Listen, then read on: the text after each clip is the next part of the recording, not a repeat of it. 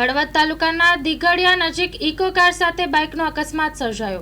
અકસ્માતમાં 3 લોકો ઇજાગ્રસ્ત થયા હતા। ઇજાગ્રસ્તોને 108 મારફતે હળવદ સરકારી હોસ્પિટલ ખાતે ખસેડવામાં આવ્યા છે। અકસ્માત કેવી રીતે સર્જાયો હજુ સુધી કોઈ માહિતી મળી નથી। હાલ તો ઇજાગ્રસ્તોને સારવાર માટે હળવદ સરકારી હોસ્પિટલ 108 મારફતે લાવવામાં આવ્યા છે। પોલીસને જાણ પણ કરવામાં આવી છે। વધુ માહિતી પોલીસ તપાસ બાદ જ જાણવા મળશે। Story report by Ramesh Thakor, Halvad.